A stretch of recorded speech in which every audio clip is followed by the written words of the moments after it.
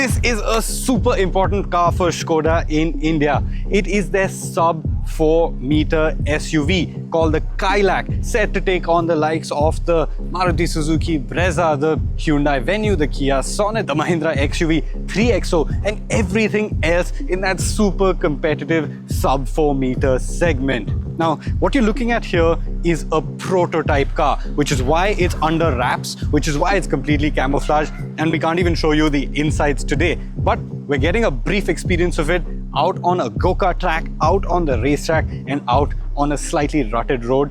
We're going to give you our impressions from inside the car, but first, let me take you for a quick walk around and show you around. Welcome to Evo India and welcome to our quick review of a prototype Skoda Kylaq. Before we go ahead, make sure you like this video, subscribe to the Evo India channel and leave a comment down below. Are you excited for the Skoda Kylaq? We'd love to know. Let's start with the outsides, and from first impressions you can see that the Kylaq gets a completely new face. This gets a split headlamp face. We've not seen this too much from Skoda before. We saw it on the recently unveiled L-Rock, which we were in Prague for, and this new face is going to become a mainstay of the Skoda range going ahead. You get the typical Skoda slatted grille up front, you get LED headlamps on top end variants over here, and you've got a little writing in there saying Skoda crystal lighting, which looks pretty cool, and really chunky bumpers. Now again, this is camouflage, so we don't know exactly what the details, the vents, the cuts, the creases will look like, but you get a fair idea of what it looks like from the front. Something else we expected to have is Skoda lettering up front. You have a roundel over here, but I think they're going to put the lettering like they did on the L-Rock on the Kylaq as well. Over at the side, now this is where things really change from the Kylaq to the Kylaq. Compared to the Kylaq, the wheelbase is shorter. This has 2,566 mm in terms of its wheelbase. That's a little bit shorter than the Kylaq, and that obviously brings it into the sub 4-meter segment. So overall length is now 3,995 mm. Proportions, I think they're pretty good. If you look at it in the flesh, it does look like a shrunken Kylaq, but the track width hasn't really reduced, so it does look very proportionate. Wheel sizes, on this top end variant, you get 17-inch wheels. I honestly expected 16s. 17s is a nice surprise, and I'm going to talk to you about how it affects the driving experience when we're behind the wheel. From the rear, honestly, you can't tell too much. You can tell the shape of the tail lamps, sort of. I don't know if this is going to bleed into the tailgate as well. Again, that's something we're going to see when the final car gets unveiled. You can tell that it has a little spoiler up top. You've got a shark fin antenna and these roof rails. But again, the cuts, creases, the nitty-gritty, the elements, you're only going to find out once the final unveil happens on November 6th. Now, let's get to the driving. To start with, the engine, you get a 1.0 TSI engine. Again, this is the same engine that you get in the Kylaq. In terms of power and torque curves and peak power and peak torque, it's all the same. So you get 114 bhp and 178 Nm of torque. But it's a very nice motor to rev out. It likes to rev and it puts down its power very strongly. We drove it with both the manual and the automatic. The automatic we drove on the go-kart track, so it was pretty much in second gear the whole time. But again, since this is so much like the Kylaq, I don't expect it to be too different. Manual, very slick, nice gearbox. You've got good feel through it. You've got a light clutch, and overall it's a really nice engine to drive. If you're looking for the thrill of driving, I feel like this is going to deliver it in spades. Now next up, ride and handling.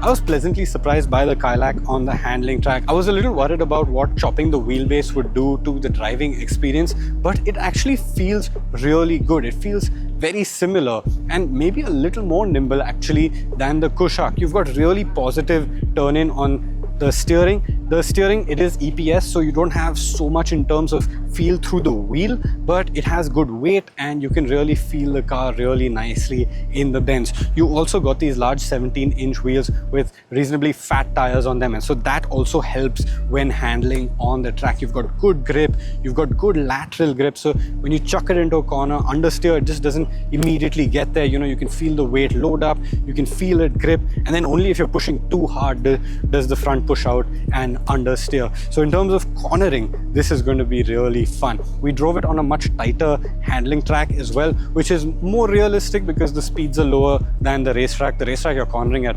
90 kilometers an hour, 100 kilometers an hour, and that's very rare to do in real world driving conditions. Out on the car track, you can feel that weight transfer, you can control it on the throttle. It feels very natural. It doesn't feel like it's trying too hard to handle well, and that's a real positive because it just makes the car feel very solid and stable.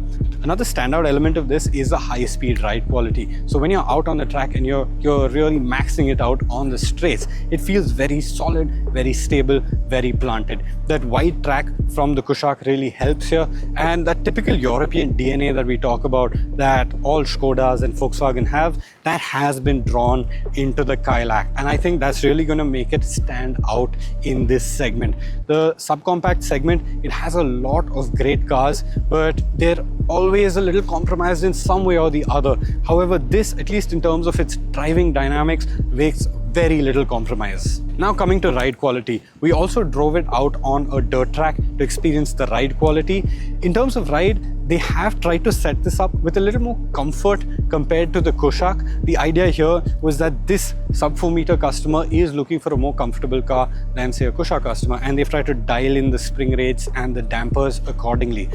In my opinion, it's very comfortable out on dirt tracks as well. It feels very composed, very planted. It is a little firm, but it's never jarring and never uncomfortable in the cabin. I think the current benchmark for ride and handling in this segment is the Mahindra 3XO, and this is going to be equal, if not better, to that. That firm ride is a little more apparent in the back seat than the front seat. So if you sit in the back, you do feel that bucking a little bit more than in the front seat. But again, this is a 2-minute seat of the pants experience with somebody else driving on an unfamiliar terrain. To give you a full picture of what it rides like on Indian roads, we're going to have to test it on familiar conditions and then give you a complete verdict. But on first impression, honestly, the Kylaq really impresses. So what I like the most about the Kylaq is it feels really competent. This sub 4 meter segment, it's a lot of cars that are built up from smaller platforms into larger subcompact SUVs. However, the Kylaq, what it does is it takes a larger car, it takes the Kylaq's platform and sort of shortens that down into a sub 4 meter SUV. And that is critical in defining how it feels to drive. It feels very grown up, it feels very big boy, it feels like something that is from a bigger segment than the sub 4 meter segment. And that's really impressive. So how it fares, how it looks, how it feels from the inside, I'm going to have to talk about all of that on another day because we've only got a brief racetrack experience of the Kylaq for now. But on first impressions, I'm very impressed and I can't wait to drive this on Indian roads. To conclude, one of the things that we have to understand about the Kylaq is going to be its positioning. Peter Janeba, the head of Skoda in India, has confirmed that its key rivals will be the Venue, the Sonnet, the Brezza and the XUV 3XO. So clearly, this is positioning itself in the upper end of the sub 4 meter SUV segment, not against the likes of the Kiger and the Magnite. Those will be rivals as well, but they will obviously sit half a segment underneath this. So in terms of positioning, it's going to sit at the upper end. The TSI technology with its turbo petrol engine and all of that is going to command a premium over the naturally aspirated engines in this segment. But that said, they have also said that it's going to be cost competitive, 100% cost competitive with the rivals in this segment. So we can expect to see really competitive pricing. We don't know what that's going to be yet. We're going to find out very soon. So if you're in the market for a sub 4 meter SUV, I recommend you hold your horses and check this out when it launches before you make a decision, because it's going to be a really competent machine.